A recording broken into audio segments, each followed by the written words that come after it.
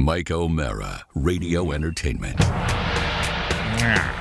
You can listen to the Mike O'Mara Show at MikeO'MaraShow.com. Let's get started. It's the Mike O'Mara Show with Mike O'Mara, Oscar Santana, and Rob Spiewak. Now, here's Mike. Mike O'Mara Show. Hi. Valentine, Nebraska. So glad that holiday's behind us. It was great, wasn't it, though? Wasn't it great? Really great Valentine's Day. Actually, not bad in my house. Oh, good. After everything.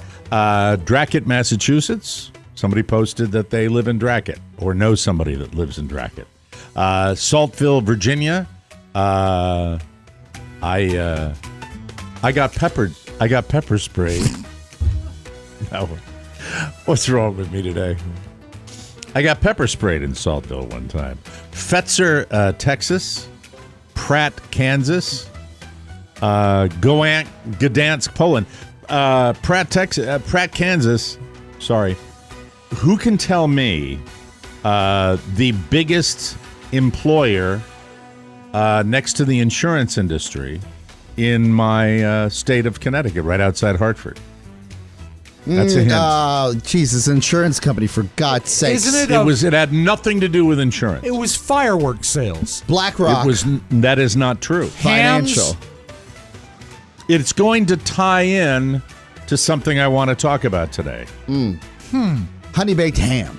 Oh, you're going more specific. Yeah. Just honey baked I ham. mentioned Pratt, Kansas, because every day, I think it was either 3:30 or 4:30, Pratt and Whitney aircraft would let out. And this is... Thought it was Gulfstream.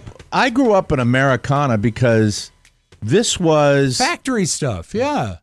Where the jet engines were made at the Pratt and Whitney plant. And at the Pratt and Whitney plant, I had kids that had lots of parents that worked at Pratt and Whitney, and it's where they made the jet engines. You know, now I think you have Rolls-Royce and Pratt and Whitney engines, but I think they're still making the engines. And they had an airstrip right next to the factory where they would do test thing. Was it like the classic factory setting where people worked there their whole life, and it was just that's what they did, right? Yeah. Yeah, I mean it was very similar to that, you had the life was better.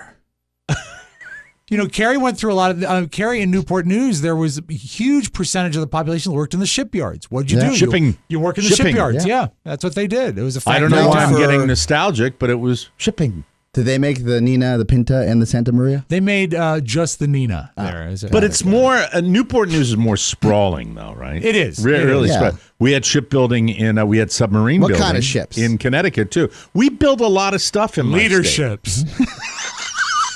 Leaderships. That's what they made there. Welcome to the dumbest effing show anywhere. Did you know any of the Pratts anywhere. or the Whitneys? Because they had to be important people in the country. No, but I'll mention a guy that I know down here that I met. I won't tell you where he's from, but his name's Dick Whitney. And I was. I'll tell you, he was a guy that was in charge of vetting new members at Happy Valley. And as soon as I heard the name, I almost blew it by going, "Hey, Dick Whitney." Because I love the sound of names. But anywho, it was a simple time down there. My dad worked for insurance. It was just hard to believe because I hate the insurance industry so totally now. Right. Anything about it. I hate their commercials. I hate that they don't do funnier ads during the Super Bowl. I hate Flo in the Progressive commercials. Yeah. I would, if I saw in real time the Geico Gecko, I would step on it. I would do a crush video. No, that is blasphemous. With his little bull-ass Australian accent or whatever the hell it is. Is that a size 13? What do we do? All right, what do we do? Oscar just did the Gecko voice. Let me hear that, please. Is that a size 13? Saturation. As like your shoe coming out. Yeah, Exactly. They were one of the great folks that changed advertising, where it stopped becoming creative and it a little became shop frequency. in Richmond is the agency of note. Oh, and by the way, you want to meet some swinging D's. Go down and meet those guys. Yeah. That control the world. Yep. Literally have their asses kissed, whatever, concert, sporting event, anything. Those guys walk in and are blown. We met a guy. All right. When we actually worked with him for some time at Podville that used to work there. So I finally like cozied up to him and said, tell me everything. Tell me Do you have any good stories? You know. Yeah. Because that's the wild frontier. Yeah, they get to do whatever they want. He was hateful of management. That's a good sign. And I said, oh, effective managers. If you love your managers, yeah, they're but probably wait, not getting it now, done. don't get your whole Same. the whole treat people with horror and they will love you. No, it's the thing that here's what it is. That's not my bit. The guys get no, but it's always I'm you're always on the side of the executives. Make them You're fear always you. on the side of the of management. Yeah, he loves terror. You love management. You don't look at it's right in front of you of what management's done to you. But as far as can you imagine at Geico, get in, kiss the right ass, get the lifetime contract. Yes, and you're probably going to, keep down any of the minions that might be coming up to steal your gig. Yeah. Right? This is what I was told. All kidding aside, the level of pressure that they put upon each other. Yeah. To raise the bar every time because they need their raise the bar for sales. No, raise the bar for what? For the ads. That they make. The ads have stayed the same for 10 years. But they make 30 of them. Geico picks which ones they want to use. They do make 30. They do. Yeah. They are prolific. Yes. But pretty much doesn't sound like any pressure to me to make the gecko. Didn't they do the cavemen? Was that them? That sucked too. One where they make him an actor. Culturally When relevant. they made him an actor is when it flipped. I have a flat tire. Jesus. Honest to God. No, but they're the ones that said frequency. Yeah. Create a diversion. Yeah. Put something cute because that'll make sure that the people who gravitate to us like a little cartoon. What pig? I forgot the pig. When he has the pinwheels? Oh, yeah, the pig. Yeah, ladies and gentlemen, I can't argue with that one. No, Mike, I can't argue with that one. That one might have been my favorite too. Yeah, but again, that was funny. Did it raise the bar? I'm sorry. I apologize. It's just so frequent. We see them so frequent. We'd love to have Geico. Yes, I'd change my tune on Geico if I got Geico. Sure. We flirted with Geico years ago. We did. That was I actually made the connection through business school. Geico. The CFO of Geico came in and I said, "Would you like to advertise on a podcast, sir?" How long ago was the pig commercial? Right around the time Oscar was trying to get the guys to come in to sponsor the studio. In school, I was like, "Wee!" Big fan. They must have loved you. But I actually had pinwheels. Yeah. My dad was in the advertising department of Aetna Life and Casualty. P.S. P.S. P.S. means personal service. I can't imagine why we didn't make more money at home. But anyway, that's terrible. What happened Dad, to the jingles? That was wait, hold on. Hold on. I am disciplining myself. Dad, you were a great dad. You were a great dad. I'm sorry. I'm sorry about that. And I know that Mr. Bud, or whatever his name, had a bigger house on the hill, and he was the head of the Aetna. Mr. Bud? And all the other executives lived in the small houses. Yeah. Well, George Bailey. Anyway, it seems like when you go back then, a lot of people worked for people named Bud. Big Daddy worked for a guy named Bud. His first name wasn't Bud. Oh, it wasn't? Oh, okay. Sorry. Rosebud. The two biggest houses were one guy who was like the chief poobah, and then the other was a house owned by the Wrenches. Dr. and Dr. Wrench. They worked with the Whitneys. Yeah, they were in the had conservatory. their own practice. They were ahead of their time. They had their own practice. They had their medical offices in their home, their massive home. I mean, the biggest house in town that was at the top of a hill that you could see from miles away. And I was never a patient of theirs. We had Dr. Preble, who would burst into the door every time, and I stole it, and I still use it. Would blast through the door. You'd hear this. 2 knocks and then, hello, young people. I remember he was larger than life. I've seen this in real time. Yep, I've done that. Hello, young people. I loved it. What I kept loved you it, away but I was from scared of it too. It was scary the way he would enter a room. What kept you away from the Wrenches? Yeah. I don't know. You don't like I tools? just know my doctor was our lifelong doctor, family friend, blah, blah, blah. You know, I know there was controversy at some point, with DIVORCE, I believe. But it used to be a big deal, yeah. It was, where it's like, When someone tells me they're divorced now, or you, how do you feel? I'm like, whatever. Just another Monday. Yeah. It was, I just remember that it was right near the high school. It was actually on the hill overlooking the new high school that we had.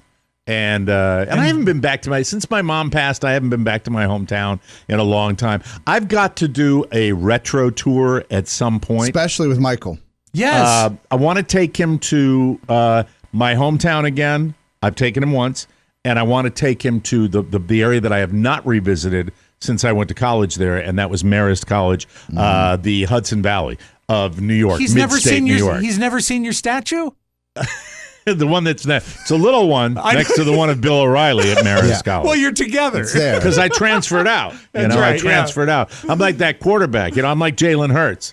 I wasn't getting the attention that I needed at Marist, so I transferred to American University, where my radio career. Yeah. Where my radio career officially began. Look at me. That's it. All right. I wanted to share this. I will share the airline discussion till later in the show. But Oscar came in today, and we were putting out some scheduling for there will not be a bonus show this coming Friday. I have a medical procedure and Rob has a funeral procedure. So please be aware that we will be dark for the bonus show this coming Friday.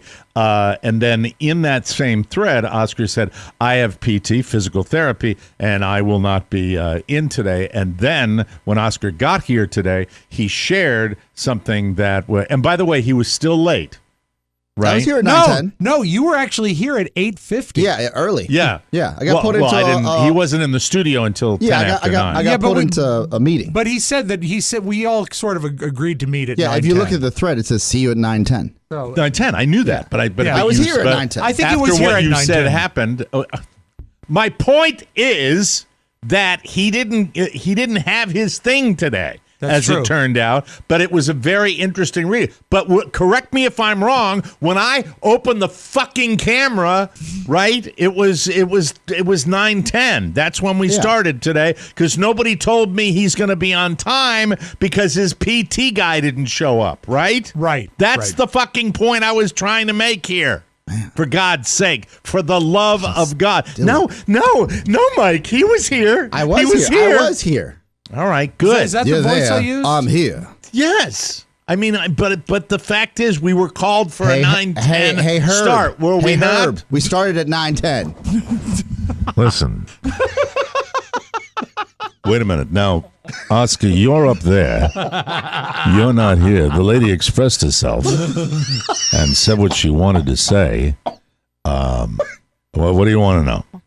I love what he says in the Ollie, if you need lessons to be a reporter, I was your editor once, and I was your boss once, and are no longer. What do you say about that? The great Jim How'd Ryan. that happen? I love when Ollie just throws his hands up and says, I could try to get her back.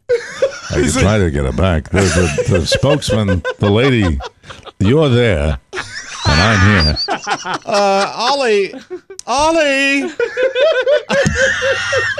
Ollie, the lady was trying to be a spokesperson. Yeah. What do you want, fancy pants? By the way, a bit taken by the great, and I call him great, Yes. Bill Hader, and turned into Herb Welch on Saturday Night Live with Jason Sudeikis, which back really the last truly consistently side-splitting week after week of SNL. I don't see that as being a typical process, nor is it a typical process to be working on. All right, stop for a second. Let me set it up, because there are people that haven't heard it. Okay. So, Fox News, local news in New York. Good Day New York, yeah. Good Day New York morning show. Jim Ryan, anchor, and Dick Oliver. Dick Oliver, reporter. Dick Oliver is doing a live feed at an apartment complex where the elevator doesn't work. I've watched it 1,000 times. That's why I'm able to quote it off the top of my head. Dick Oliver, this grizzled veteran reporter who... There were lots of stories going around about Dick Oliver. He kept Heineken's in the trunk of his car. That's when my favorite. And carry cover stories. So Jim Ryan, who's the anchor man, is communicating with him after he does the interview, and they get into a bit of a skirmish. And if you've never heard it, this is from Good Day Live. Is it Good Day Live? It's Good or Day something? New York. Good Day New York. Good Day New York. From years ago, and let's listen to the exchange right here. I don't see that as being a typical process, nor is it a typical process to be working on. We've got to go now. I want to thank you both. Thank you. All right, it's back to you, Jim. Ollie, don't let her go away. That's what. Does she have a response to that? Is she still there? What's that? Did the lady just leave? Yeah. Oh, that's too bad. You should have kept that discussion. She's back if you want her. Yes. She heard you. Yes. What would you like to know? I'd like to know a response to what the gentleman said. The gentleman's a very effective spokesperson for the company, but obviously the people who live there are not satisfied with his explanation. Right. So what do you want now? Well, if I have to teach you how to be a reporter, Ollie, I'll do that later. Oh, why don't you do that later, Jim? I think the lady expressed herself, and you're not here, you're there. Is there any question you'd like me to ask her? No, I'll give you lessons on how to become a reporter later. Well, I'll give you some lessons on how to be an editor, because I was your boss once. Yeah, you were, and are no longer. How did that happen? Well, I don't Here's know. Annabelle Good morning, Jim. We are live at... By the way, the Irishman, give it to the Irish guy to go literally for the jugular. Yes. Yep. Just immediately, in front you know. of everyone. In front of everyone. And are no longer, because you're a dirtbag drunk. Dick. That was one of my favorite things when we were spending some time in New York City. That was a great morning show. It was fun. It was a lot of fun. Yeah. So the point is, Oscar got a taste of his own medicine today. Yeah. And we got to get our talking head on. But you were a victim of lack of punctuality, which you have foisted upon this show since its inception. Yeah, there are things that I will stand for and things that I'll make excuses for, and I'll own. If anything, Mike, don't you? You would say that I'm accountable for my own. You are. I account for my own. Well, I issues mean, and we've all figured out how to deal. Correct. with it. Yeah. But I'm self-aware enough to know what's going on with me. This is the second time I've been to this particular physical therapy place. It's Dr. Wrench, isn't it? It's not necessarily convenient for me at the moment because it's not like a building up. You have to either walk 7 minutes or drive 7 minutes. Right. Mm-hmm. I say drive because there's just traffic now. Everybody's back. So I drive. I paid the $12 a park because I didn't want to be late. Oh, and such a racket. I get in, I go up, and I'm like, oh, so-and-so's, let's call him Rich. Rich is running a little late this morning. I look at my watch, and I'm like, oh, well, I'm early. But I know as a late person, sometimes S happens. So I don't make a big stink. You don't see me making a big stink when Mike's late or anybody has an issue. I'm like, Right. okay, we'll accommodate, right? How dare you? Let him continue to spin his web. This is fun. How dare you? The nerve! Let him spin his web. This is All fun. right, go ahead. Yeah. All right. So the lady says, how do you usually sit? I said, excuse me? She goes, what do you usually what exercise? This is my second time at this particular place. I just lay on my stomach and they work on my lower back. She says, oh, I'll just start with the heat. So I'm like, okay. So this is his assistant. Yeah, just the front desk lady, right?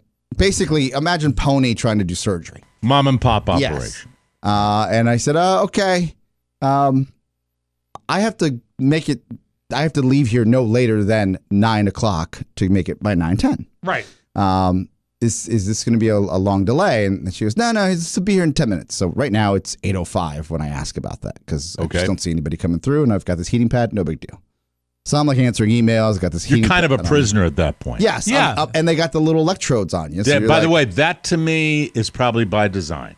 Of course. They are probably knowing you're not going to get up and leave once they've started Yeah. the procedure and once they're giving you a little of the electricity in the back. It's like when a car dealer puts you back in the office. Yeah. They know you've got the hooks in you. You're going to Yep. stay. Yeah. Right. No big deal. And then you, so I'm standing there, and Lying there. I'm lying there, and then I see a gentleman walk in for my peripheral vision, because I'm facing a wall, not a mirror or anything. And I turn around like, oh, hey, thinking that this is my guy. He goes, oh, you here for therapy too? I'm like, yeah. So I start like talking to this guy like he's my therapist. He's just another patient. Oh, no. And the therapist is keeping everybody waiting. Yes. So he's Because he doesn't care. And he eventually just says to me, he goes, oh, I'm not your therapist. I was just making small talk. I'm like, he goes, I'm here for therapy too. And I'm like, he goes, Same guy. Yeah. I'm on time. Yes. So 8:30 comes around, and I'm like, look, we have to reschedule this because I can't, like, I know this is going to go past their commitments. I'm sorry, there must be some sort of emergency because I can't imagine someone's just here late 30 minutes on a regular basis. And she goes, yeah, like something's been going on with the Metro. He's been late a lot lately. God, shut up. Wow. Oh. A So you were doctor out of that there? is reliant on the subway, Mike. Yeah. I said, okay, I got to go. I paid for parking, and now we got this going on. This is, I said, with respect, things happen, fine. And the guy next to me is like, I got to go too. I create a domino effect where there's like 4 people like, we're all going. That's great. Oh, he's good. Good. He must own the place. The therapist must own the place. I don't know, but this is you get a call? Did you get a call? I got nothing. But this is what got me. And look, and if I'm lying, I'm dying. On my way out, they give you the little plastic mask, the disposable one, right? Sure. And I say, they're like, wait. I'm like, hey, like, I'm good. I didn't even make a huff. You know me, I'm sweet. I'm nice, right? I'm like, right. Things happen. Please don't feel bad. That's you. Mm-hmm. Like, we're good. I'll come back later on today. I'll call you if we've got a schedule. And she goes, okay, thank you for being so, like, understanding. And I know that everyone has their schedules. I'm like, yeah, I get it. Things happen. I just don't want to be late for my meeting. She's like, wait. And then she comes over with a little envelope that's like a check size envelope. Mm-hmm. She goes, we're trying to conserve our mask use. So do you mind taking your mask off, putting this envelope, put your name on it? My God. Oh, no. Oh, and then give it back to you next time you come. Oh, my God. Maybe they're losing business because he's perpetually late. But the mask? Paper mask. For what we're paying? Like, yeah. I know I'm paying to go to this place. Stunning. That is stunning. What was the receptionist's name? Tone Deaf? I don't know. It was a rap name. And I felt like, I was like, am I snob? Listen, I know you didn't able to do it because he blew you off completely. If we could just further inconvenience you and just demonstrate how incredibly cheap we are at the same time to make the final impression, I would never go back there again. Ever. I wouldn't either. Ever. I called Shannon because sometimes we have this venue here, right? But by the way, we're keeping our talking head waiting. Thank you. Because you're going on and on and on. I'm sorry. And he's waiting for us. See, there's the difference between you and me. This is the domino effect. I love your story, but I am thinking about this guy who's been patiently, who called Rob and wanted to get in here. I apologize. What did Shannon say? Shannon, I said, hey, is your boy Rich always late? Because Shannon referred me to this place. Rich. Hey, that's a good name for him. And and she goes, what did she say? She goes, no, he's usually on time, but Stacy's always late. F him. I said, what are you doing? PT. Not okay. PT ought to be renamed BS in my humble opinion. I've been doing it a lot of time. Let's bring in our talking head right now. Elliot Graham is the gentleman's name. Elliot has listened to the podcast, the show, since 1995 on KHTK, and has been a podcast listener from day one. He has been married for 25 years to his wife, Sherry. They have no kids, no snakes, no dogs, and no dying fish. Oh, that's a sad one today, Sorry, Rob. buddy. Yeah, he's bloated. Oh, yeah. Elliot is a vintner. Oh, cool. And he owns Busby Cellars. I remember Busby sent us some vino in a winery in Somerset, California, which is Napa adjacent. They make too many wines, mostly reds. He got a degree from UC Davis in enology, which is the study of wine. That's cool. He once hosted actor Michael Chiklis at a tasting.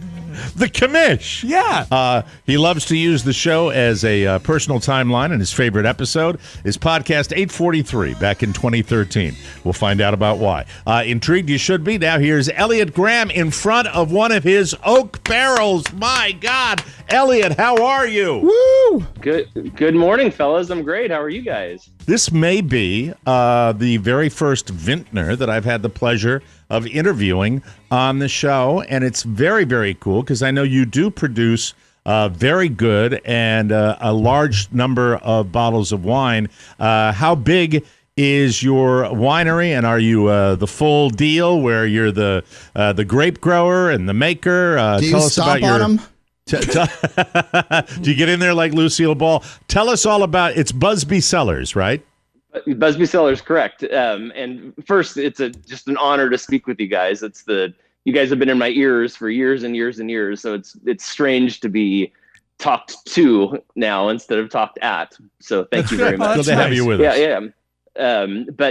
Mike, we make a large variety of wines, but I wouldn't say a large amount of bottles of wine. Okay. I'll say maybe quality over quantity. How about that? Okay. All right. That's good. That's that's very popular out there right now. Do you have the home run bottle shock home run winner that wineries get? Do you have one particular wine that has put you on the map? Well, we do too many varietals. So I think we grow about 10 different varieties of grapes, and we make about 20 different varieties of wine. So we're spread pretty thin, but yes, we have had. Are you guys there? Okay. Yeah, we're here. Yep, we can hear you loud and clear. Oscar, you really do have the frozen face. Yeah, I do. I have the RBF. I'm looking at your Instagram right now. Very impressive. Busby Cellars. Look them up. You can't go wrong. It's right there. You see a bunch of bottles of wine. Follow them on IG. Yeah, Thank you. It's wonderful. So yeah, I mean, I remember I love wine movies. Anytime there's a movie about wine, what got me into wine really was Sideways back in the day, which now is an old movie, which is sad for me. Mike inserts Paul Giamatti joke here. I am not drinking Merlot. I am not drinking any effing Merlot. And then Bottle Shock, which was I think Chris Pine. I think it's Chris Pine. No, I'll get you. I remember the movie more than maybe the it's not cast. Chris. But anywho, so do you have one that's that's been oh my God, this is something special? Because I mean, when you're making that much wine, Chris Pine, correct? Attaboy. Chris Pine. It is. There you go. So tell me a wine story. Oh, sure. Yeah. So how about this? We started. My wife and I started the business almost 25 years ago. And we were very foolish in our naivete about how difficult it would actually be. We entered an industry that was largely dominated by people that had a lot of money, made money in a previous life, and then decided to go into the wine industry as a hobby. We were foolish and went the other way around. So we started with almost nothing and built everything from the ground up. I mean, we bought bare land.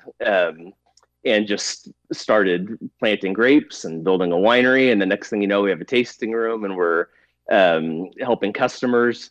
So our wine story is just one of those, like a pioneering aspect of it. So everything's kind of homespun, grown here, made here, sold here.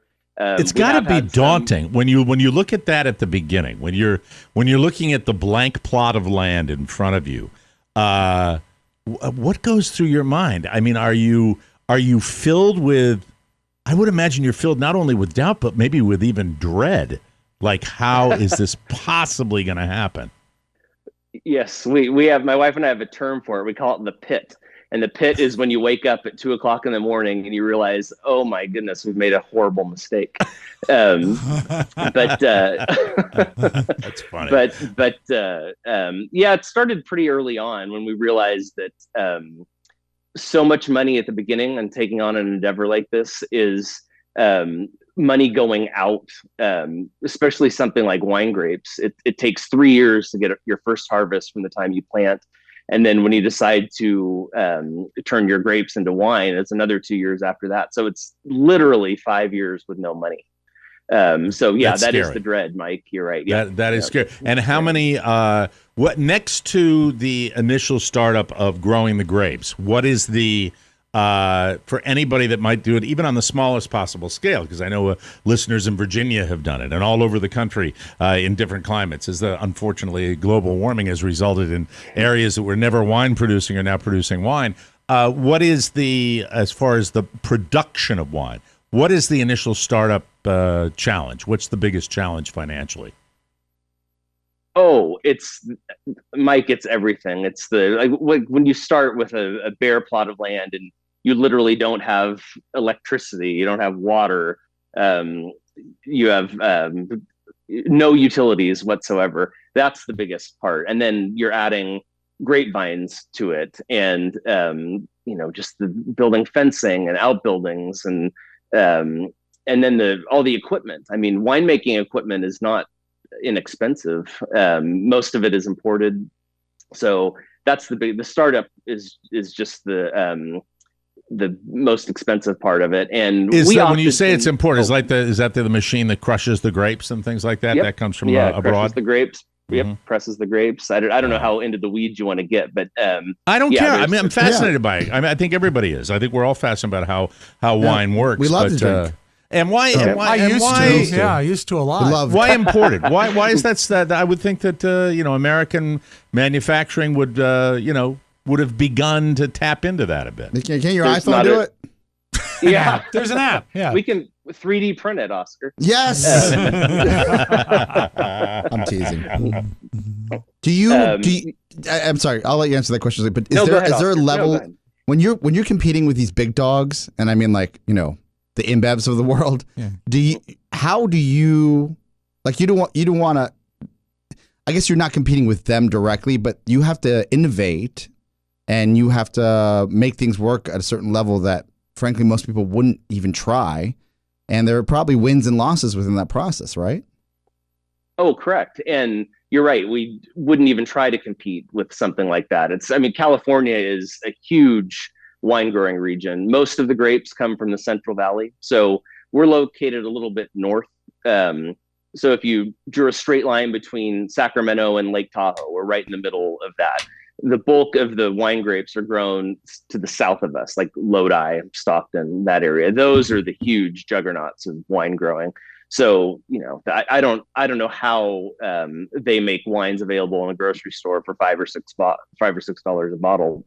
So we're not competing with that. What we're doing is providing more of an experience. All of the wineries in our area are providing more of a boutique experience, much like I'm sure your Virginia wineries are doing. Yeah, you're small, and so you put the whole thing in there, the tasting room, and the people come out on the tours, and maybe you serve some food and that type of thing. And lots of people do that. Yeah, we got a couple topless places out in Leesburg that are great. Rob, that is the idea. I told you not to tell people about that. That is going to take that we have to wait till it's ready before we implement that business plan. Elliot, when you talked about getting into the weeds, I'm curious about the planting, and it's not uncommon for something to take 3 years to bear fruit, but you are so invested. What kind of research, what kind of background did you research to choose what grapes you're going to grow? And do they plant as seedlings? Do they plant as seeds? How does it begin?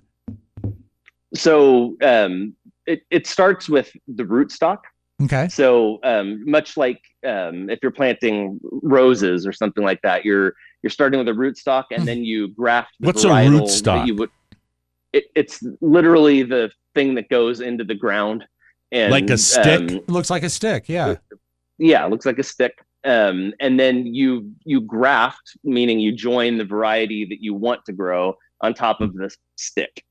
And then that can change. I mean, you're not, once you plant your rootstock, once you plant your stick, you're not locked into what variety you want to grow.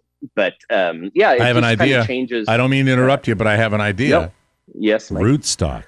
You could have a music festival at your winery and call it Rootstock. Yeah. Exactly. I'm a genius. By the way, what's that? And the headliner would be the Roots. Yeah. And Rude Boy Slim. Yeah. Boy Slim. What? Oh, by the way, the name of the topless winery Rob and I were trying to do out in Leesburg was going to be Pop Your Cork. That was what it was going to be, if you were wondering. All right, here's what, before we let you get out of here, we're always running short on time. It's been a weird week. Your favorite episode of the podcast is number 843. I'm always amazed that listeners of the show know things that I don't, like what show was when, and watch out, he's putting his specs on. Podcast 843 was back in 2013. 10 years ago. Jesus. 10 years ago. The show is relatively young at that particular point. Why is that your fave? Okay, so gentlemen, this was, you're right, July 2013. So this was just days before little Michael was born.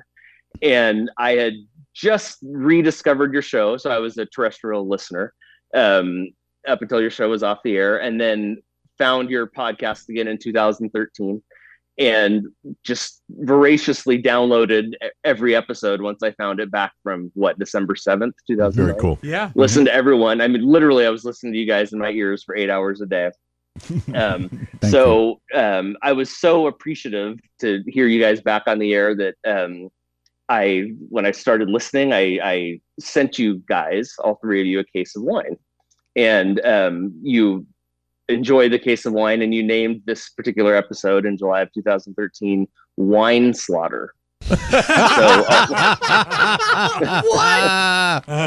Did we consume the wine on the show? So Mike, as I said, I sent you this case of wine to share. And this is when you were back in Manassas. And apparently this case of wine that was sent to Mike, Oscar, and Rob arrived at your house, Mike, at about 5 o'clock on a Friday afternoon. Oh, so Oscar and I were long gone. Yeah, we were gone. Dun, dun, dun. Yes. So what follows is a paraphrased transcript of that show. Mike, in his booming baritone: Oscar and Rob, I apologize. I have stolen from you. Pony, go into the kitchen and retrieve what is left from Friday's wine delivery. Pony, okay. Upon Pony's return, he is holding one bottle of wine with approximately 1 inch of liquid left in it. Wow. Oscar,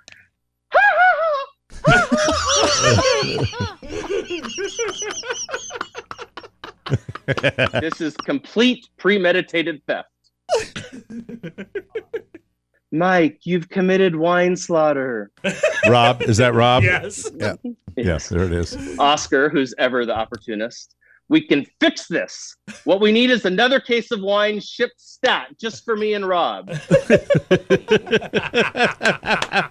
Bravo. Thank you. That's it. A wonderful recreation. Is that it? You did get that. You did get that We other did. case of wine. Yeah. So Thank if you. now that you're because I loved it, I believe, right? There were I was giving you mad props on the wine as well. I think, where the hell did he go? There you go.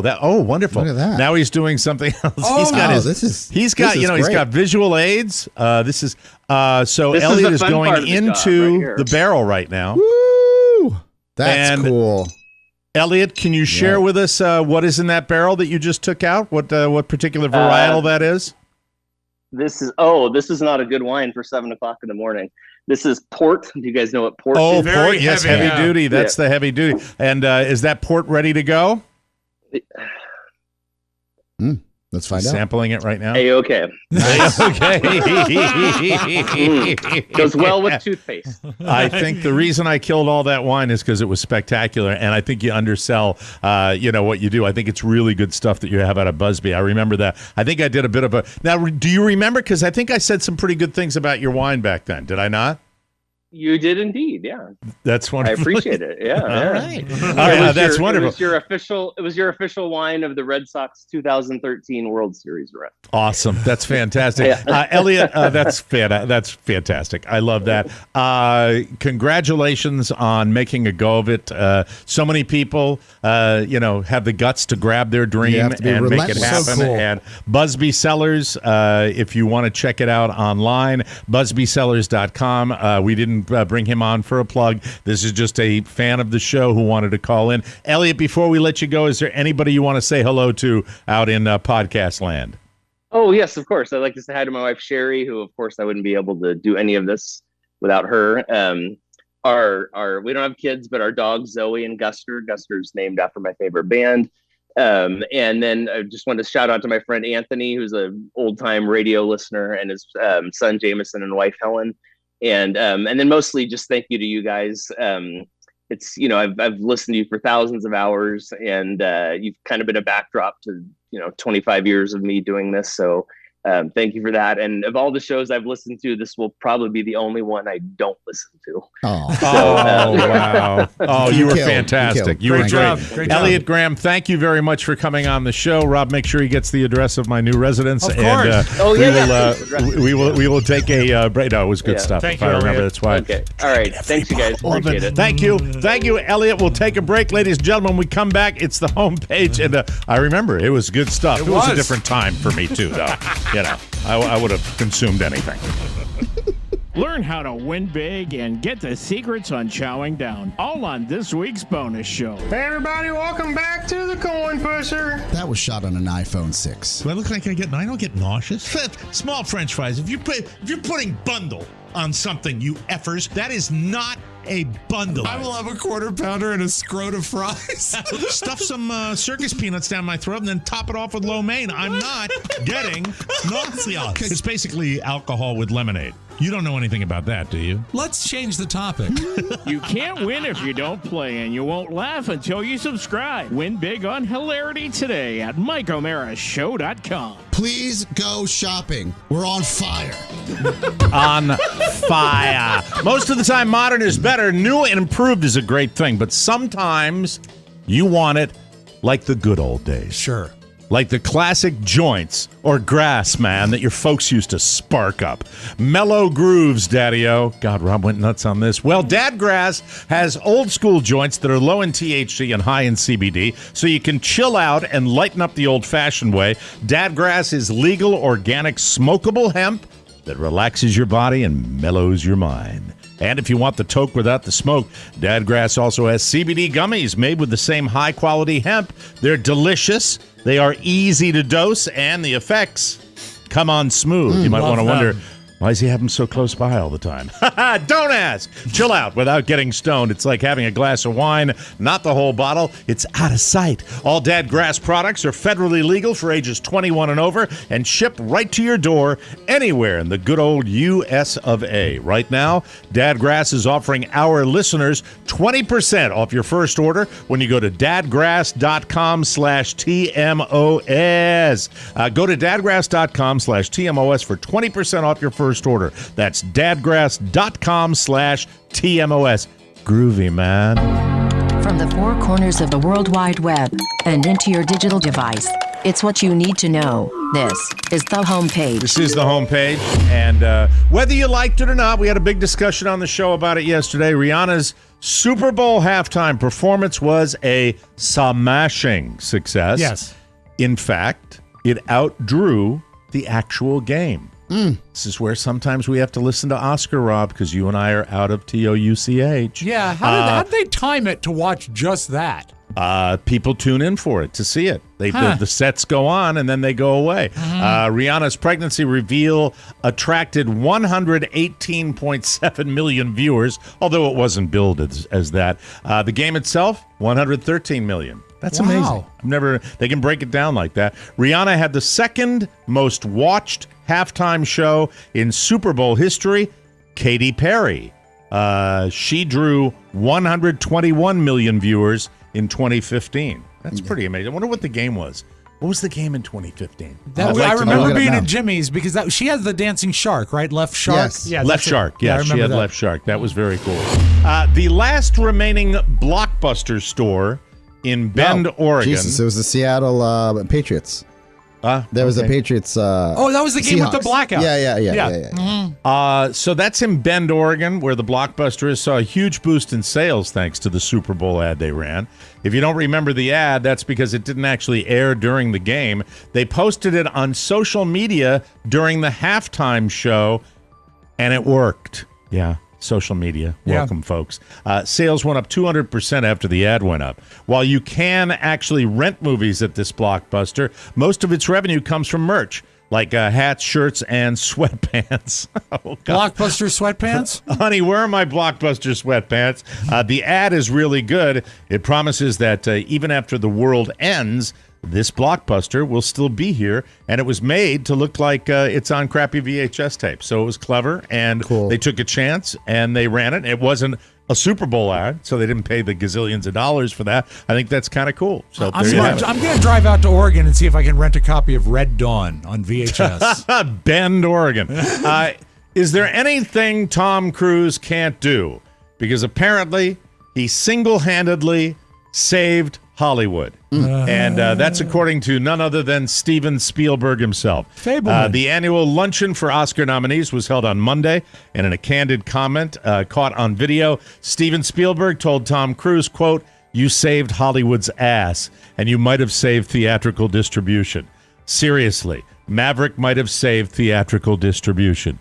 As you probably recall, Tom didn't dump Top Gun Maverick onto a streaming service during COVID. He waited until he could give it a full theatrical release. And I went to see it. It's one of the few movies I've seen in the last year. Everybody went to see it at the movies, and he might have saved it. But unfortunately, you get into a habit, and it makes me very sad to see something like a massive Regal cinema complex go dark down here in a very busy area of Southwest Florida. But it was a huge hit for Maverick. Did he save Hollywood's distribution? Hard to say. Well, and also no love for 80 for Brady. But guys, was that a theatrical? That was a theatrical release if you recall, as well.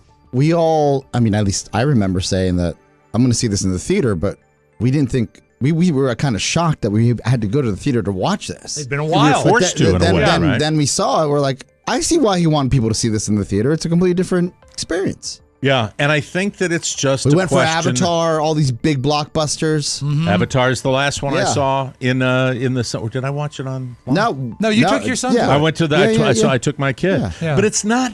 Movies aren't part of our culture like they were. No, they're not. I mean, TV shows are more part of our culture. I don't think now. it can be saved at this point. I think there's going to be continual tent pole through a few a year that are going to do that, but they're going to end up on TV faster than you know. What are the theaters going to become? You're also going to invest in the technology where your home will be the new spot that we're going to see for all that stuff. A lot of the theaters have become physical therapy places. Bookstores, record stores. God. Where they can be late. That's the way record stores. Thank you, Matt. I appreciate that. Vinyl for days. All right. Hold on. Are you okay? Your face just changed color, meaning that your computer screen They could be bingo halls are big enough for that. You got me now? I got you. All right. I love bingo. Yeah. Under the letter O. Ever since the craft beer scene exploded, this grosses me out from beginning to end. I don't know if you'll feel the same way, but it's gross. Brewers have been adding fun new ingredients to beer. Pretty much anything you can imagine. But somehow no one has ever thought to use, get ready for this, the condensation from air conditioning units. No. They did it at San Diego International Airport. Ugh. San Diego's East Village Brewing Company worked with the airport to put that precious water to use. It seems to me you're breathing people's skin. Well, it's gross because it condenses on something that's not food grade. It condenses on an air conditioner. They collected the condensate. What is it? Condensate? Condensation. No. Pony, don't get involved. That's what it is.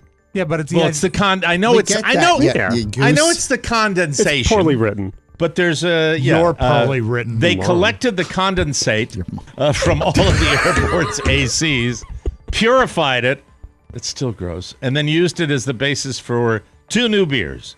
West Coast style IPA called Hoppy Travels. Okay. All right. This is just trying to get. This is such a stretch. They couldn't find anything. They might as well have just said, we took jet fuel, purified it. Yeah. Remember Coors, the mountains of Coors, come to the mountains? Remember? Yeah. Right? Yeah. The mountains of Bush, Colorado spring water. Dirty. Yeah. We're in the midst of a pandemic. Do you think people want to drink people's germs, even if it's filtered? They need to bring back my favorite beer, then they put a rating Mike. up that I'm not going to share because I think it's complete BS. Like, they need to bring back the greatest beer of all time, Winter Bush.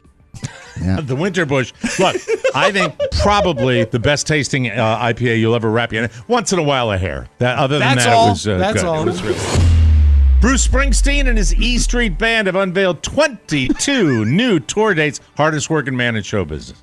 18 cities that they're putting on their international tour this year. The shows kicked off in my state, Florida, earlier this month. Additional performances begin later this summer and will run into December. Most cities will be using Ticketmaster's verified fan program to ensure tickets hopefully get in the right hands. Pre-registration currently open at Ticketmaster through Sunday, Feb 19 at 11:59. God, why do they make it such a dickish experience? 11:59.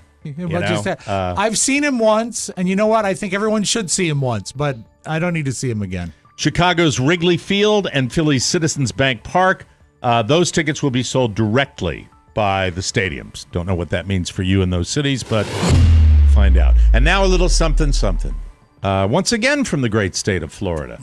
Palm Bay Republican City Council member Peter Filiberto has been charged with DUI and possession of cocaine. Police say when they attempted to pull him over this weekend, Filiberto tried to outrun them on his motorcycle. Oh, a city councilman on a motorcycle. When Filiberto attempted a U-turn, he lost control, and the motorcycle tipped over. Officers say he refused to take a DUI test. And while questioning him, officers say they found 10 grams of cocaine in his shoes and socks. Gross. After a roadside investigation, he was arrested on 6 charges. Here they are: possession of a controlled substance, reckless driving, driving under the influence, no motorcycle endorsement, DUI test refusal, and a suspended license. In the state of Florida, this now moves Mr. Peter Filiberto onto the short list for Republican congressional runs. There you go. Absolutely. Yeah. This cocaine smells funny. Ooh, man, it's in your sock, huh? God, no license. How about that? We got to take a break. When we come back, we will talk flight. Yes, flight. The miracle of flight. I've been a phobic flyer. This one got me. I've been thinking about it for 3 days. We'll be right back on the Mike O'Mara Show. Picture yourself on a journey. You're traveling through a dimension not of sight, but only of sound. Oh my gosh! A journey into a wondrous place where what you'll hear is a collection of the surreal. We've seen some crazy things out here. The fantastic and the comical. I am tired. I feel... Oh, we heard you. Go ahead. Go ahead. I heard you. Go ahead. Don't! There's a deer in here. Like that.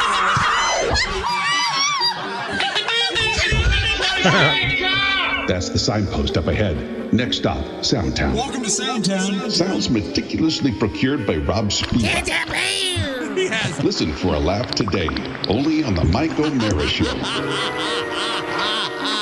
Hey, everybody, when we decide to lose weight, thank you. That's loud right up to the end. When we decide to lose weight, it's usually not just about the number on the scale, and Noom Weight is ready to help. Noom Weight is different. It uses psychology to help you understand your eating habits and learn how to make healthier choices every day. Losing weight starts with your brain. And Noom Weight's approach based on scientific principles that help you better understand your relationship with food. To date, Noom Weight has helped more than 4.6 million people lose weight, and active first-time Noomers lose an average of 15 pounds in 16 weeks. Wow. I love Noom Weight because it works. Oscar loves it. Carla loves it. We all love it. It helps, and I logged my food with it today, and I logged my weight with it today. I was what they call flat in the weight business. That's good. Based on yesterday's Valentine's meal, still maintain my weight, which I'm happy about. Stay focused on what's important to you with Noom Weight's psychology-based approach. Sign up for your trial today at Noom.com/TMOS. That's NOOM.com/TMOS to sign up for your trial today. And check out Noom's first ever book. It's called The Noom Mindset. It's a deep dive into the psychology of behavior change. Available now wherever books are sold. All right, so let me grab this little story that I have here, because this one, oh man, I will tell you, as a phobic flyer, and I'm not phobic anymore. I was going to say, you used to be really bad about it. You know what? Calling myself a phobic flyer was ramping it up a little bit. I believe I am a nervous flyer. Okay. I have done things on airplanes that would probably not be done by people that were calm and collected on a flight. For example, One particular thing jumps to mind. Years and years ago, I was taking a flight into National Airport, and they aborted the landing and diverted to BWI. And at that point, even though my car was at National Airport and they were going to fly back to National, I got off the plane. Yeah. Because I was going to take a cab. Not many people did that. I did that. I said, I'm not going through this crap again. So you saved a VHS machine. That's true. I saved that's and that would have been not necessarily fear of flying as much as just a hopeless addiction to alcohol that resulted in me jamming a Q-tip into the video player on an be honest, I think it was a DC-10. It was a drink stirrer. It was a drink stirrer, yes. Wrapped with a paper napkin. It was. It really Thanks for was. remembering that. That's wonderful. It's true. And I think that's when I was going to Maui, Hawaii, and that's why this also got to me. If you haven't heard this story, listen up, and I welcome your opinions on this.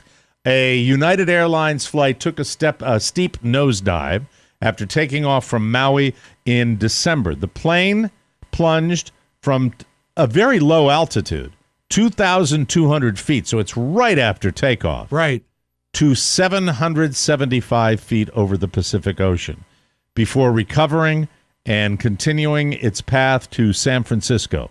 Flight 1722 descended as fast as 8,600 feet per minute. That's according to preliminary data. The incident occurred after the plane took off during a storm with heavy rain and a flash flood warning. And it was first reported by, I think it's a website called Air Current. A passenger, Rod Williams. Hi, it's the Rod Williams get-together. Hi, I'm Rod Williams. What are you, a passenger? No, I'm doing a radio show. We've got Tradio coming up in a second here. Rod Williams get-together. How's it going? Have you seen a good play? Have you seen a good movie? Please, television show on one of those internet streaming services that you're enthralled with. Please let me know on the Rod Williams get-together for Saturday morning at 4:30 a.m. Charlie Warren. He's a Charlie Warren. A passenger who was on the flight with his wife and 2 young children said some passengers screamed during the incident. I guess I wouldn't so. scream. I don't think I'd be a screamer. I think I'd just be silently in terror. Said we took off a normal rate of climb, then all of a sudden the nose pitched up. Pitched up or pitched down? It would have to pitched down. Up. Yeah, that doesn't make any sense. It pitched up for nearly 3 to 5 seconds, and at that point, there were a number of screams that were let out because it was, an unusual climb. So it did pitch up. Okay. So it pitches up, but it was very brief, and it was followed by a very dramatic descent. The pilots filed the appropriate safety report. No, I'm kidding. They landed in San Francisco. That's where I flew out of. And United then closely coordinated with the FAA on an investigation. The thing that got me when I watched this news story is you see the little animated chart of where it goes, and you see just how dramatically it went down. And my question is, how many feet did it dive? It was diving at this rate of descent. Yeah, but how many? 1,500 feet, I think, according to what he says. 2,200 feet down to 775 feet. Yeah, so roughly 1,500 so feet. just for, it was under 1,000 feet over the ocean. For those at home, a helicopter is roughly the hard deck 300 to 400 feet. So you're 300 feet above that. You're almost going to crash. Yeah, you are seeing the waves. Yeah. I'm not sure if I'd point. fly after that. It would flip me out. I'm surprised. You know what I think might come out in the investigation? They probably should not have been cleared for takeoff. Don't you think? You think it was a downdraft? If it was downdraft and that weather, all that kind of weather? Yeah. And the pitch up was maybe an effort to avoid fight the that, weather, yeah. But it wanted to shove them down as soon as they regulated the pitch up. It is You the can't rainy fight the season. sea. You can't fight the sea. This is what's crazy. 3 years ago, right before the pandemic hit in March, like full force in the U.S., I was flying out of Maui, and it was rainy, and I was on United, and I said, well, I don't know. Like, you feel a little better when you're closer to land, but when you're so far away from the next chunk of land, you're like, I hope nothing happens. Yeah, you never know. You never know when you're going to be on one of those flights, and it's going to happen. It's the scariest flight I've ever had was flying Lloyd Ario Boliviano, which I think is defunct now. And this wasn't the cargo plane. The cargo plane was I was so young that I felt this is just what you do to fly to remote didn't know areas any of better, Latin yeah. America, and I remember petting the goats. So that wasn't a big deal. That's code. But Lloyd Audio Boliviano had a terrible. I think we chronicled it at one point years ago on the. They have a terrible record, a safety record, worse than the Russians. Yes, and when you're flying over, Mike, the Andes Mountains, you can see the tip of the mountains right under what feels like under the wing. Oh, because the sheer height of the mountains, right? I mean, it's terrible. And when this is before my mom would, we would do a rosary before we took flights on this airplane, on this airliner, because so many of our relatives have died on these flights. Right. So when you have to do a rosary before you get on an airline, because there's so things can happen. I think even one of my uncles was a pilot on it, and he died. Right. So this is not. That's after he crashed in the Andes and 8 people. No, not like that, Mike. That's that movie. So soccer team. But when you prayed on the rosary, Mike, for better recipes. So seeing mountains is much more terrifying than seeing water. Sorry, what did you just say? I just walked over He the said line. they prayed to our Lord God, our Savior, for better recipes on how to cook people. That was the joke that he was making. That made me laugh because I got it right away, and I'm sharing it in more detail. We need something to tenderize the buttocks. Himalayan sea salt. It's scary to fly in South America. Okay, here we go. Well, it can be scary to fly anywhere. I've been in an aborted landing at National. It's horrifying. Probably on the same plane. Could be, yeah. There are so many. So I just put Lloyd Audio Boliviano crash record.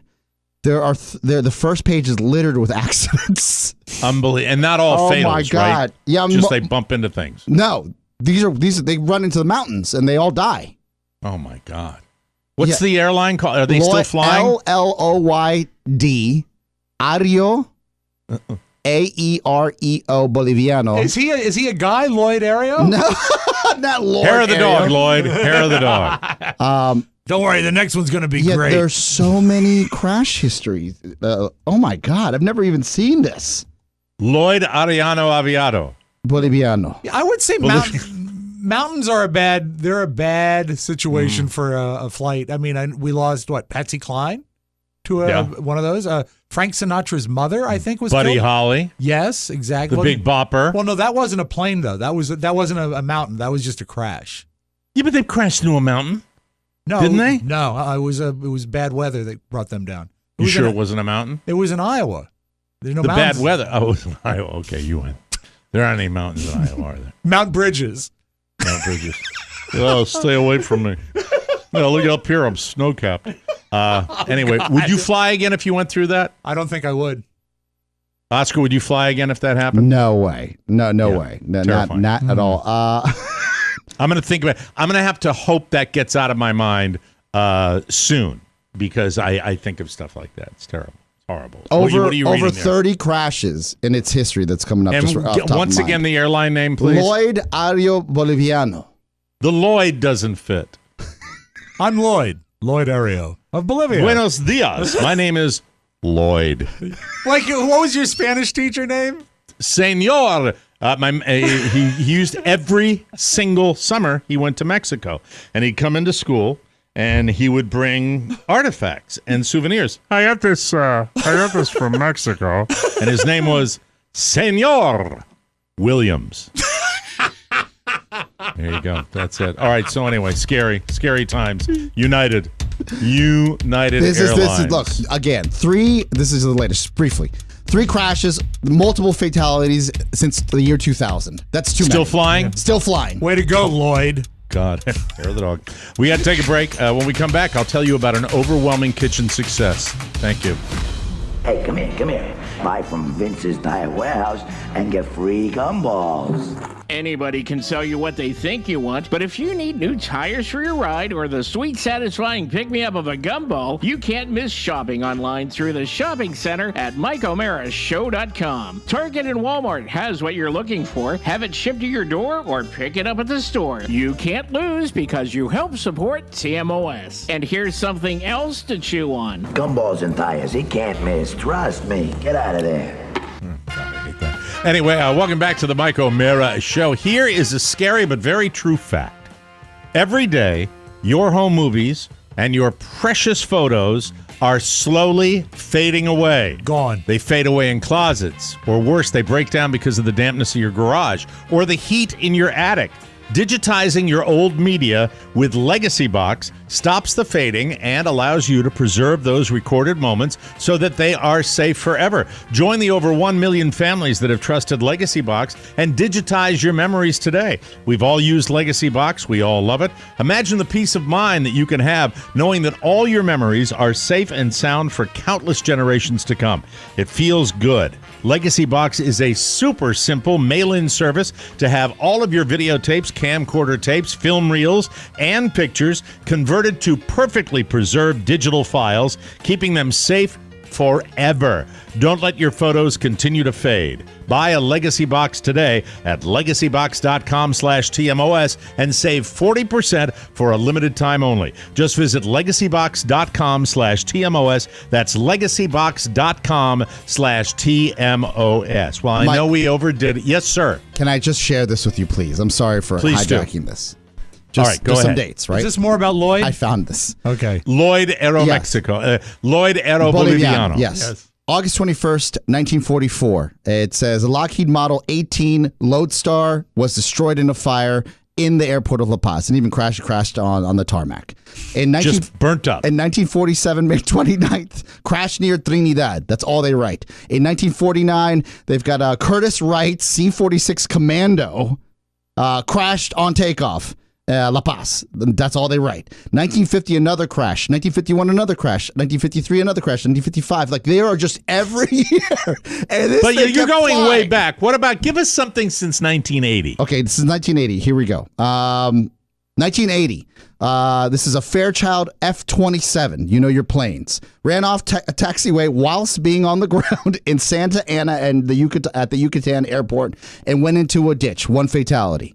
You've got 1980 Lloyd Aero Boliviano F-27J registered CP 1117 crashed into a hill whilst approaching Yucatan airport. 1984 another F-27 crashed. This time in the jungle somewhere between Trinidad and San Borja. In 1985, a passenger detonated a bomb in the laboratory on board the Lloyd Aero Boliviano flight from La Paz to Santa Cruz, killing all on board. August 1991 was an airplane, a lab Boeing 707 was destroyed in a hangar fire in Dahan Regional Airport in the United States. It sounds to me like they're buying a lot of factory seconds because they don't have like a flaw. South American carriers buy used planes. Yeah, exactly. Like a Fairchild, Mike. 1994, a Fokker. Is that F-O-K-K-E-R? Yes. Yeah. 427 Friendship overran the runway in Guayaquil. You a pothead, Fokker? Airport. This is where my mom and I land when we see my grandmother, Guayaquil Airport. So it ran off the runway following a rejected takeoff. 36 passengers on board, 4 fatalities. In January 9th, 2001, you've had a 727 while collapsed. The landing gear collapsed while taxiing in Buenos Aires airport in Argentina. Mike, not funny. In 2004, this is wild. A 767, a Boeing 767, Mike. You know these planes better. Plane, right? Big plane. Experienced a hard landing in Vito Vito International Airport following a scheduled flight in Miami. Sustainable damage, 1 fatality. And 2008, Lloyd Aero Boliviano 727 had to execute a forced landing in the jungle. Found a clearing near Trinidad due to fuel exhaustion. They ran out of gas. The aircraft was carrying 151 passengers, 3 fatalities because of the hard landing. Don't they pay attention to that light with the little gas tank on it? Don't they know they need to fill up? That's okay. We'll coast in on the fume. Wow. All right. Well, make sure you fly another carrier. Get a rosary. Go down there. None Lloyd. And visit. So we did the whole Valentine's Day number. I had one request from my beautiful bride, and that was to make her dinner and make beef bourguignon. It's really beef stew. Yeah. Is what it is. And I'm going to tell you, I hit it so far out of the park. And the reason, this is for all you chefs out there, I did something that I normally don't do in the kitchen. The key to success in the kitchen is patience. Of course. Be Well, I know you say of course, but I don't possess that. I like to have it done, and I like to have it. I don't mind it cooking for a long time, but I like to have all the prep, and I usually rush through it.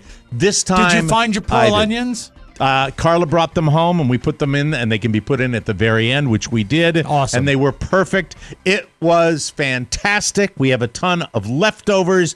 It is spectacular. Ina Garten, God bless you, you turbo hottie, you. Stop you do. it. I mean, she just knows how to make it. And I did right in my own kitchen. If you'd seen me yesterday, put a little cognac in there and I flambe it. Fun. The whole night. All by my onesies while my kid's at school and I'm playing Mr. Mom at home. And man, when it was done, the balance of seasonings and the preparation I would make it for you guys if you come down here. How do you plate it? Do you serve it I on- should say you come down here, I'll make it for you. Do you serve it? Do you plate it? Do you serve it on noodles? Is it served on its own? No, because we served it on its own because of the the dietary yeah, but stuff ideally, that we're how is right it now. served? I'm not very I familiar think you with the can dish. serve it over garlic bread. You can serve it over nice. garlic, or you can put it over noodles. Did I hear a bone in the background there? Did I hear him say something? Matt, did you say something? No. Okay. Did you go?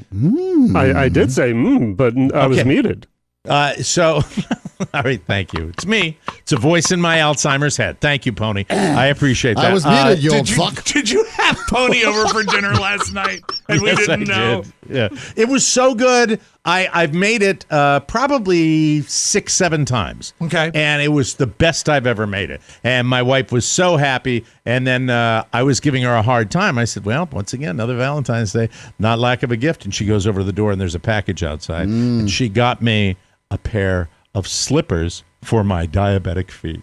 It was wonderful. It how was nice. just That's delightful. sweet. Yes, Prescription one of the slippers? toes last night was about to fall clean off, and it was just so kind of her. What's special to do that. about them? No, they're expensive. They have no sugar in them.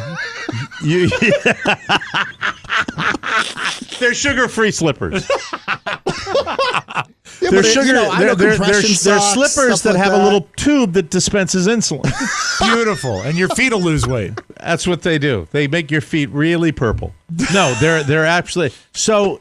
You'd know the brand. It's like a Hawaiian name. They make really expensive shoes, like Anka or something like that. They're like Okalai or Yeah, yeah, Kamahani yeah. or Kalamaka. Nalamani. Yeah. She said, "Don't look at the price," because I would have been upset if I looked at the price of the slippers. How but I wore fast them did you? last night. How fast did you look at the price then? I didn't. I couldn't find it.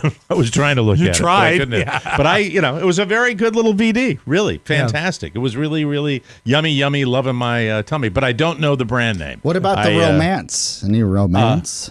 No, that was earlier in the week. I'm happy. Oh. Yeah, the weight is just She falling banked one in off. her This cue. morning, I said to Carrie, "Did you have a nice Valentine's Day?" And she says, "Oh yeah, that was yesterday, wasn't it?"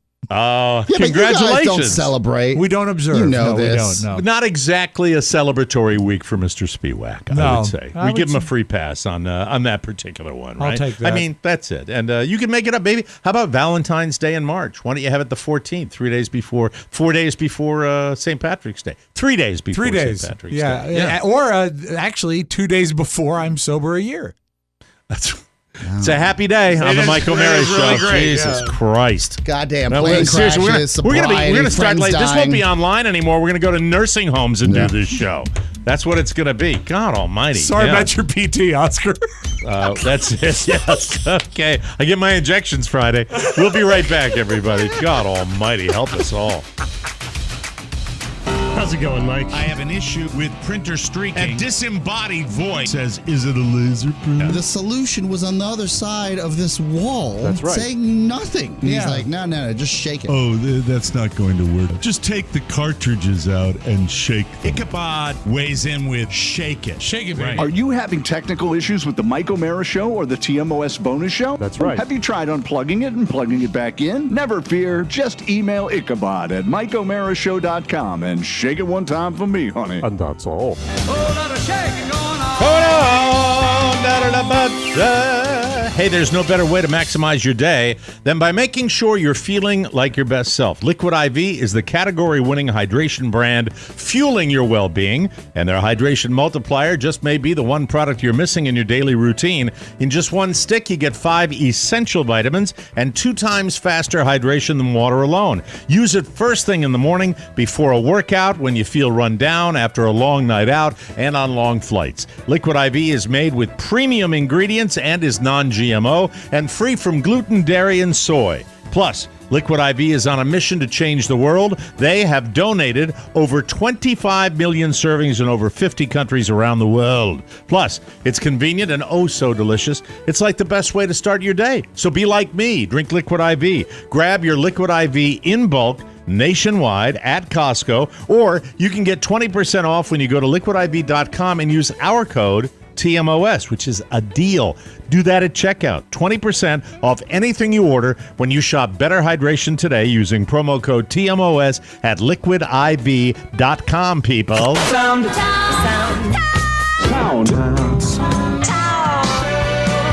We call this stereophonic sound. Soundtown. Before I play my favorite new tape of the day, we need to have a brief look backward. Now, do you remember, Mike, when I first started working with you, now nearly 31 years ago, you were going through diverticulitis in a bad way. And I've been falling apart forever. And so one of my first tasks was to drive Mike to and from his home one day. And when you were in the hospital, you were addicted to a certain game. Do you remember? Tetris. Yes.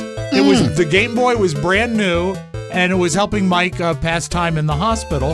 And I always thought that was kind of cool. And we used this. John Pop brought me nudie magazines. Classy man.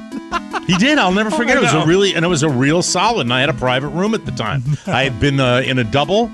Or maybe even a quadruple, and they moved me into, halfway during the week, they moved me into a private room. I had my own bathroom. Yes. Yeah. Hey, now. I used it. Yeah, look out. Look out. Mm-hmm. Look out. But anyway. Nurse! The Tetris theme is part of our collective consciousness, which is why I love this. Here's a guy, he plays all the instruments on this.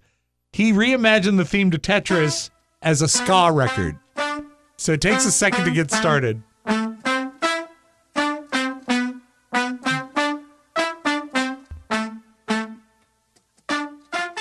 It's like a Russian. It is a Russian folk song. It is.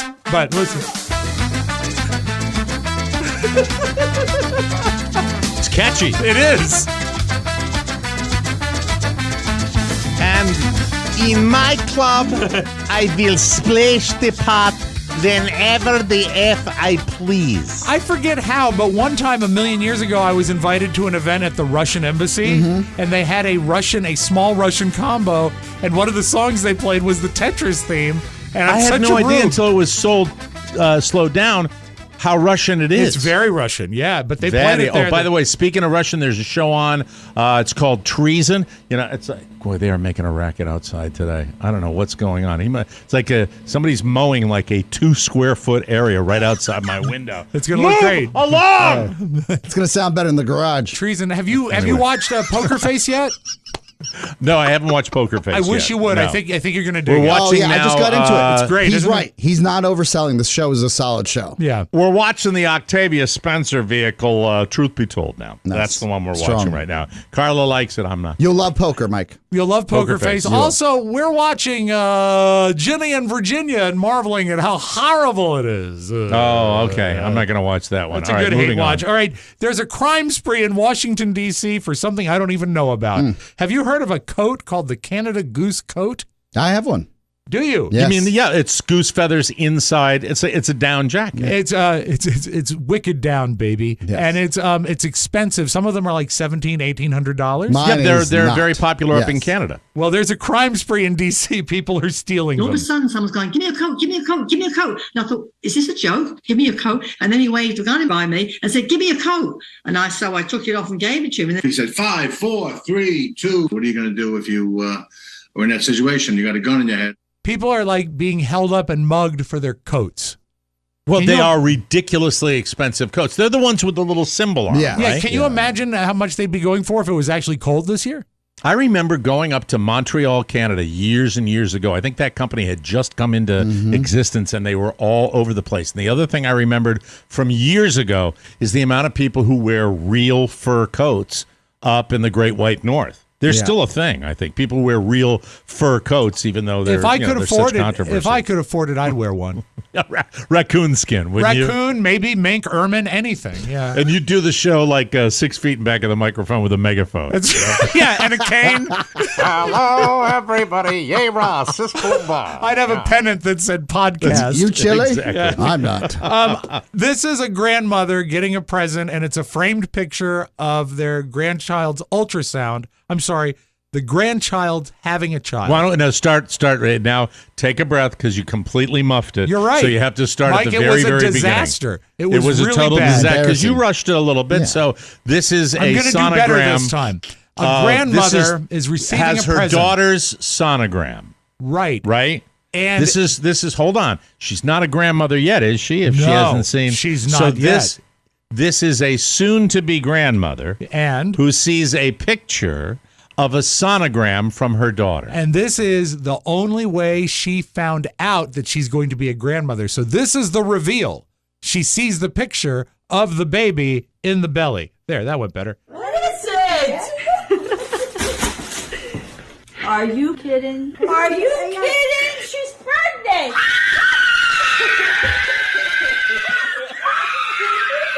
I'm going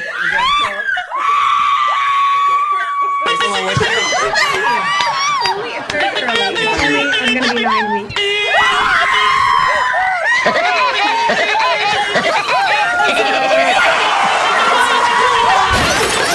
I think I just wet myself.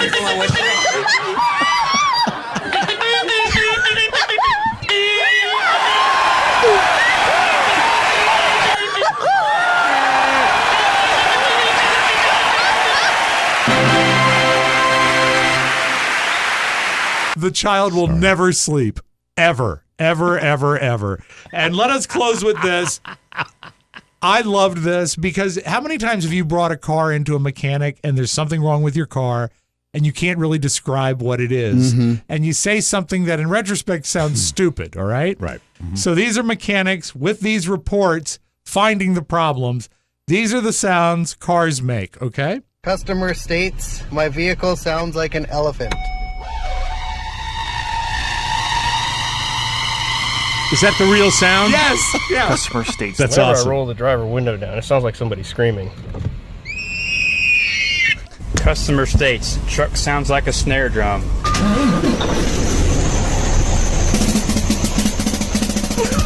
That's fantastic. Customer states their vehicle is making farted noises.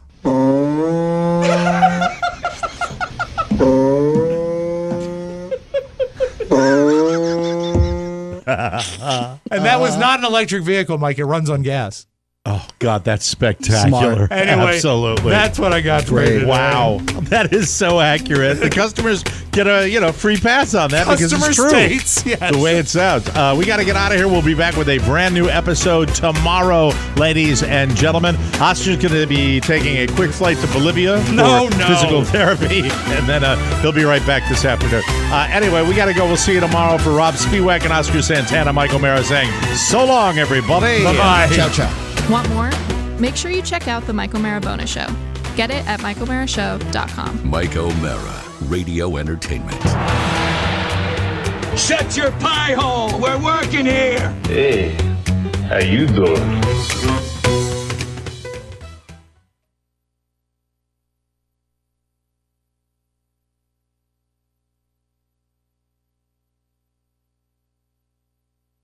All right, we are all clear.